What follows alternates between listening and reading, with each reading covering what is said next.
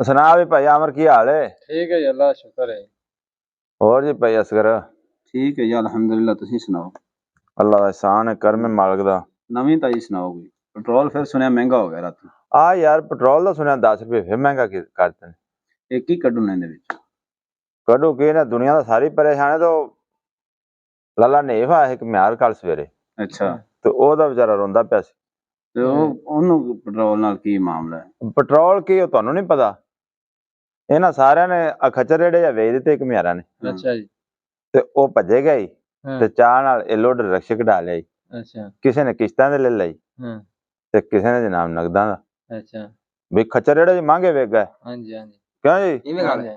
ਖੁਸ਼ ਤਾਂ ਬੜੇ ਹੁੰਦੇ ਸੀ ਜਦੋਂ ਪਿਛਾਂ ਨੂੰ ਬੈਕ ਗੇਅਰ ਲਾਉਂਦੇ ਸੀ ਤਾਂ तवज्जो फरमाएं गाड़ी पीछे आ रही है। हाँ बिल्कुल गाड़ी पीछे आ रही है। पीछे आ रही ਹੋਰ ਹੀ ਕੁਛ ਆਂਦੇ ਅੰਗਰੇਜ਼ੀ ਉਹ ਵਿੱਚ। ਸਮਝ ਨਹੀਂ ਆਉਂਦੀ, ਮੈਂ ਤਾਂ ਬਸ ਆਪਦੇ ਕੋਲੇ ਹਿਸਾਬ ਲਾ ਆਹੋ ਉਹ ਨਾ ਉਹਨਾਂ ਕੀ ਕੀਤਾ ਵੀ ਫਟਾਫਟ ਇੱਕ ਵਾਰੀ ਤਾਂ ਰਾਜੀ ਹੋਏ हाँ ਤੇ जी ਸਵੇਰ ਉੱਠੀਦਾ हाँ जी ਸਲਫ ਮਾਰੀਦਾ चलो हमारे ਮੂੰਹ ਧੋ ਕੇ मुंह तो दे। ਤੇ ਨਾ ਉੱਠਣਾ ਪੈਂਦਾ ਨਾ ਲੈਣਾ ਦੇਣਾ ਤੇ ਉਹ ਸਾਲ ਤਾਂ ਚੱਲੇ ਨੇ ਚੰਗੇ। अच्छा जी ਮਸਲਾ ਜੀ ਉਹਨਾਂ ਨੂੰ ਕੋਈ ਨਹੀਂ ਬਣਿਆ। मसला नवे 500 ਇੱਟ ਲੱਦੀ, हाँ जी 80 ਮਣ ਸਿਮਲਾਂ ਲੱਦ ਖੁੰਦੇ ਸੀ। हाँ जी ਅੜਬ ਬੰਦੇ ਜਿਹੜੇ ਖੋਤੇ ਘੋੜੇ ਖੱਚਰ ਚਲਾਉਣ ਵਾਲੇ ਉਹ ਬਹਿ ਗਏ ਲੋਡਰਾਂ ਤੇ। लोड रहा ਤੇ ਅੱਗੋਂ ਕਈ ਨਾ ਵਿੱਚੋਂ ਡਿਸਕਰਾ ਮਾਰ ਲਾ ਪੈਂਦਾ ਸੀ ਜਦੋਂ ਹੌਲੀ ਟੁਰਦਾ ਸੀ। ਉਹ ਹਿਲਿਆ ਸੀ ਨਾ ਪਹਿਲੇ ਡਿਸਕਰਾ ਮਾਰ ਲਾ हाँ ਪੈਂਦੇ जी ਟੁਰ ਤੈਨੂੰ ਗੜਾ ਲੱਗੇ।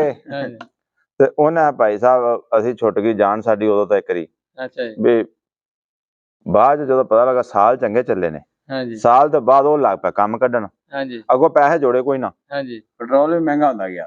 ਪੈਟਰੋਲ ਮਹਿੰਗਾ ਦਾ ਪੈਟਰੋਲ ਇਹ ਤਾਂ ਉਹਨੇ ਗੱਲ ਕੀਤੀ।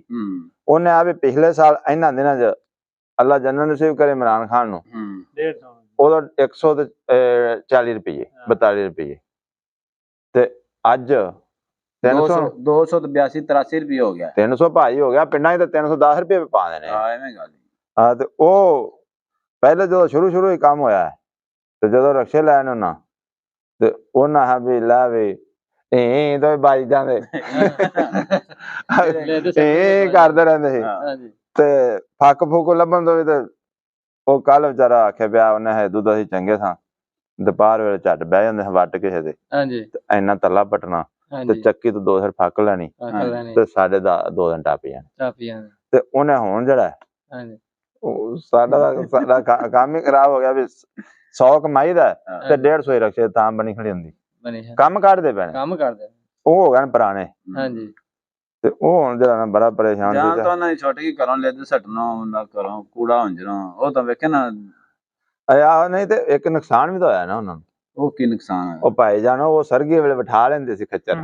ਅੱਛਾ ਉਹ ਜੋ ਬਾਂਬਰ ਪਾਉਂਦੇ ਸੀ ਅੱਛਾ ਤੇ ਉਹ ਸਰਗੀ ਵੇਲੇ ਉਹਦਾ ਇੱਕ ਅਲਾਰਮ ਲੱਗਾ ਹੁੰਦਾ ਸੀ ਨਾ ਇੱਕ ਸਾਦਾ ਇਹ ਕਰਦੇ हाँ जी ਤੇ ਉਹ ਉੱਠ ਪੈਂਦੇ ਸੀ ਘੁਮਿਆਰ हाँ ਤੇ जी ਉੱਠ ਕੇ ਆਪਦਾ ਮੂੰਹ ਹੱਥ ਧੋ ਕੇ ਤੇ ਆਰਾਮ ਤਾਂ ਬਹੁਤ ਸਖਤ ਹੁੰਦੇ ਸੀ। ਤੇ ਖੱਚਰ ਜੋੜ ਲੈਂਦੇ ਸੀ हाँ ਤੇ ਆਪਦਾ ਕੰਮ ਨੂੰ ਤੇ ਹੁਣ ਉਹ ਸੁੱਤੇ ਰਹਿੰਦੇ ਨਾਲ ਦੀ ਬੇਫਿਕਰੀ ਨਾਲ ਲਾਲਾ। अच्छा ਲੇਕਿਨ ਪਰੇਸ਼ਾਨ ਬੜਿਆ ਹੋਰ ਘਰ ਰੋਂਦਾ ਪਿਆ ਸੀ ਵਿਚਾਰਾ। ਆਂਦਾ ਪਿਆ ਸੀ ਹੁਣ ਨਾ ਤੇ ਵੇਖਦੇ ਨੇ ਉਹਨੇ ਦੇ ਨਾ ਉਹਨੇ ਦਾ ਕੋਈ ਖੱਚਰ ਆਉਂਦਾ अच्छा ਵੀ ਰੇੜਾ ਵੇਖ ਕੇ। ਹੁਣ ਤਾਂ ਖੱਚਰ ਤੁਸੀਂ ਵੇਖਿਆ ਨਾ ਸਰਦਾਰ ਆਪਣੇ ਪਿੰਡ ਵਿੱਚ ਸਾਰਿਆਂ ਨੇ हाँ